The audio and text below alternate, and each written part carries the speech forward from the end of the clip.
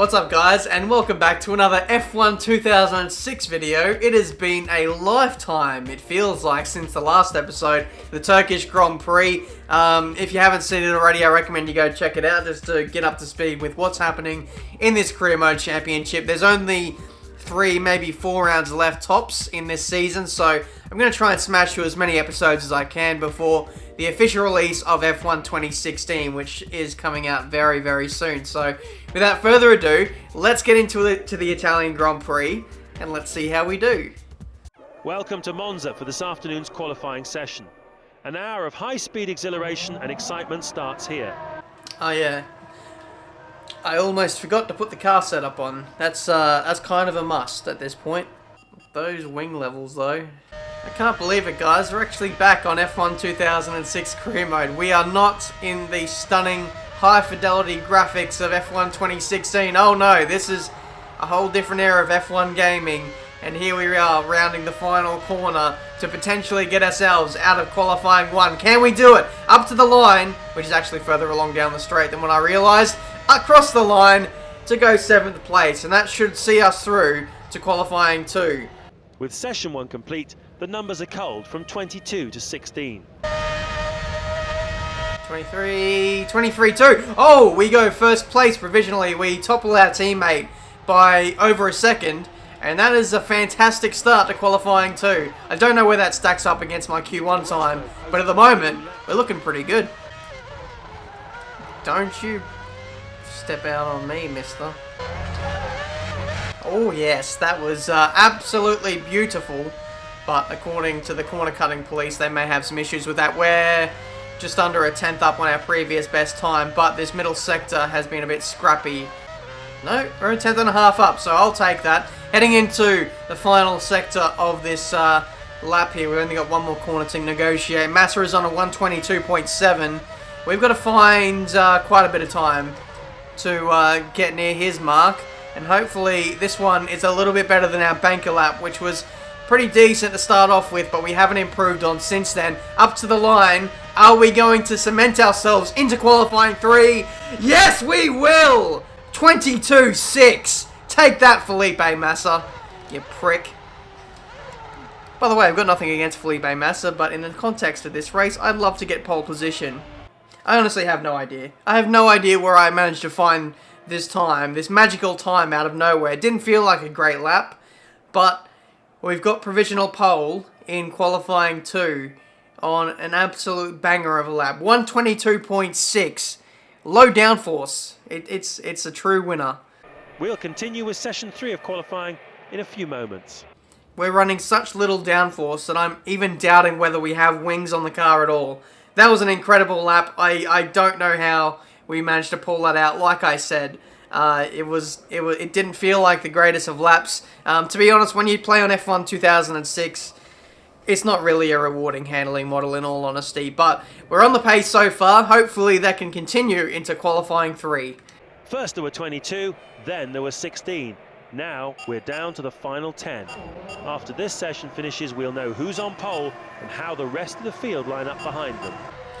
Just a warning, headphone users, I'm coming up to the line once again on another hot lap. Let's see where this one places us. Michael Schumacher 23.0.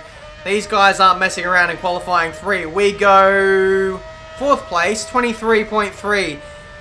Not too bad. That lap actually felt better than what I did at the end of Q2, so I feel like those guys are probably sandbagging a little bit at the end of that session.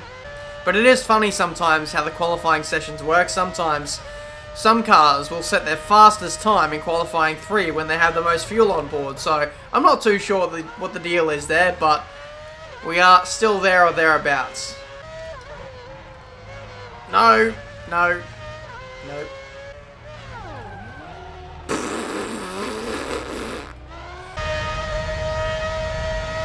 Oh, 23.2. That was a good lap. That was a really good lap. Still need to find another 3-ish tenths to get near Michael though. 2 minutes to go in the session. We might just about get one more lap. Here we go. This will be the final lap of the session, starting right about now. Can we find the 3/10 we need and grab pole position? 4/10 now. Michael Schumacher improves. No, I fucked that up. So that is the lap over. It's going to be P4, or no better than P4 for the Italian Grand Prix. Let's go to the garage and see where we end up on the grid. So there we have it. From 10th to pole, the grid order looks like this. Damn it. Lost another place towards the end there. I think we got pipped by Jensen Button. So it's 5th place for the Italian Grand Prix. Michael Schumacher very quick in the final part of qualifying there. He secures pole by 2/10. We're crucially ahead of Fernando Alonso, who is our next closest rival, ahead of us in the championship. He's starting P8, so if I can keep him behind and gain some points over him, then that'd be pretty magical for this race. So not too bad, considering this is my return to F1 Championship Edition. Haven't played this in well over a week, maybe 2 weeks now, so I can only get quicker as we build up to the finale of this series. So without further ado, let's get into this race, the Italian Grand Prix. We're here at Monza for the Italian round of the Formula One World Championship. Here we go, formation lap time. We're getting pretty used to this sequence now, aren't we? All systems confirmed to go for the race. Have fun and good luck. Thank you very much, engineer. Just bear in mind, guys, if you're new to this series, F1 Championship Edition, there is absolutely no restarts, no rewinds, nothing like that. And the way that the AI are, and the nature of this track, it is very likely that we could see a massive crash at turn 1. But fingers crossed, we don't get ourselves involved in any kind of incidents. Waiting now for everyone to grid up, and I think they're all lined up now. So now we are ready to start this Italian Grand Prix here in Monza. Only 4 races left in this season. Let's make the most of it. 5 red lights and away we go for the Italian Grand Prix. Someone's out the front of my house. I don't care. I'm trying to get a nice start. Let's go. Into turn 1. We're into P4 already. Let's lunge. That's not lunge, people. That's a way for creating havoc and disaster. But we managed to survive so far into P4. Let's try and get into the slipstream of Barrichello and see what we can do.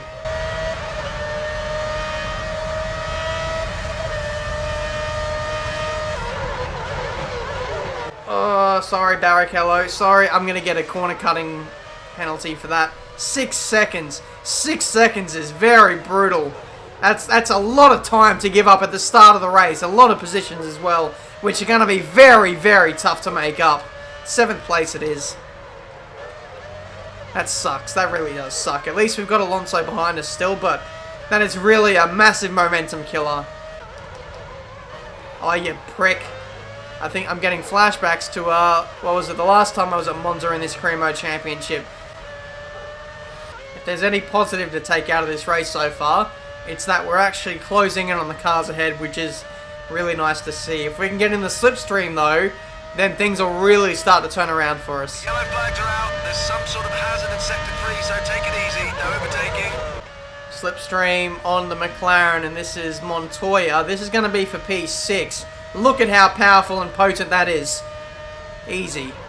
The setup of our car really is doing the work here for us in this Grand Prix. We've got to do the work ourselves as a driver to prevent that from happening. I was just going to say, we've got to do what we can to prevent the AI from getting close enough to us in the corners to lunge us. But I saw Montoya coming, and I just left him the space.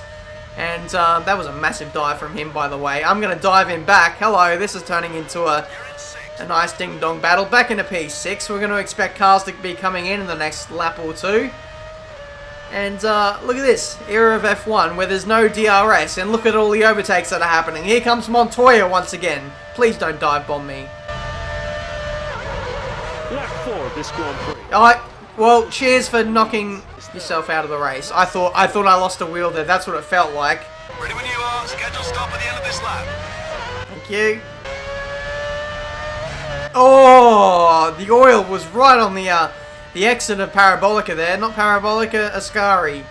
That was a scary moment as well with me going over the curb. Probably didn't help things, but either way, at the end of this corner, we're going to be coming into the pits to serve our one and only stop of this race. Michael Schumacher and Fisichella still are the leaders. And I've slowed down a little bit too quickly. Now I've got to remember the manual pit stop, so this is going to be fun.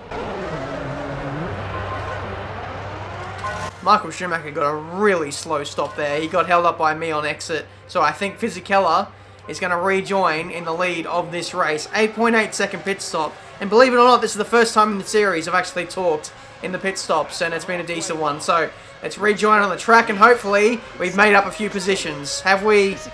Not really. It's just as we were.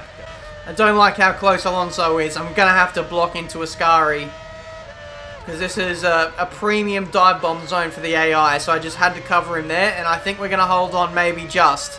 He's still right behind me, though, as we head into the final corner, so anything is possible here. Please just stay away. I'll put the kettle on. Only 5 laps left. Alright, I'd like a coffee, 2 sugars, please. Oh, for fuck's sake, Alonso. Oh, he goes around the outside. What an impressive display of driving from Alonso there. It almost worked out for him there, but he didn't quite have the confidence, maybe the tyre grip to fully make that move stick around the outside. That was very impressive. Once again, I covered to the inside. I was anticipating the move. I did not think he was going to go around the outside, though, because he didn't try it on the previous lap. So, Ascari, it's a definite danger zone. And this battle for sixth place, it's definitely not over yet. Nando, please, if we stop fighting, we can catch Jensen. He's only 2 seconds up the road. Please, let's be reasonable about this. 2.1 seconds. We're slowly closing on Jensen Button, and that might be down to Alonso, who has slightly backed off a little bit. He's not attacking me on every corner like he was before. 1.9 seconds to Jensen. You're going to have to be like Superman on this final lap in order to catch him up, but I don't think it's going to be possible. I'm going to give it my all anyway. No, maybe I should just back off and secure 6th place. That'd be the smart thing to do, Ben. You're still in front of Alonso. Stop panicking. There we go, guys. Giancarlo Fisichella wins the Italian Grand Prix. We're going to come home in P6 in what was an okay drive, apart from the first lap where we lost quite a lot of time and positions due to the corner cutting penalty. And for the most part, I felt like I was on par with everyone around me. It was just down to that opening lap mistake which cost us. Monza never fails to impress, and this season has been no exception. We've seen these V8 cars at full stretch here today, heading down the main straight and into the first chicane, and I can tell you, anyone who said that the V8s would be somehow slow compared with the V10s will quickly withdraw that comment. So there we go, guys. That has been the Italian Grand Prix, 6th place in the end, and only a few points to add to the championship tally with the way that the points work in 2006. You don't get too many points. There's a Honda parked off to the left. I wish that would have happened. The race was maybe a lap or two longer, and we could have seen another position for us in that race. But either way, very scary moment there for one of the Hondas, which is still just parked up there. Nice voice, by the way. So there's the driver standings. We are 12 points now behind Alonso, so I think we only closed him in by 1 point, and that is ultimately, definitely confirmation that we're not going to finish inside the top 3 in the driver's standings, I don't believe. Red Bull Racing wants new drivers. Red Bull Racing have confirmed that they are looking to hire some new driving talent to help them compete at a higher level. Sources inside the team have stated for the record that this is seen as a necessary component in their quest for racing glory. The present racing drivers were unavailable for comment, so that is very, very interesting. I think they drafted in Sebastian Vettel for the 2008 championship. So either way, Sebastian Vettel would be one of those young drivers that they're already earmarking for the future. They're going to advance time and see if there is anything else to deal with in the way of contract offers, emails, or anything like that. The team are pretty happy with me at the moment and the way things are going. So I'm going to leave it there, guys. That has been the Italian Grand Prix. In the next episode, we'll be off to the Chinese Grand Prix, which, I don't know. I think last time out, it wasn't too bad for us. So fingers crossed, we can have another good race in that one. I am just losing the will to pronounce words properly. So I'm going to end off this episode here. Thank you guys for watching. Subscribe to the channel if you're new. Leave a like on this video if you enjoyed. And let's try and finish off this 2006 career mode in style. Until the next race, I'll see you guys next time.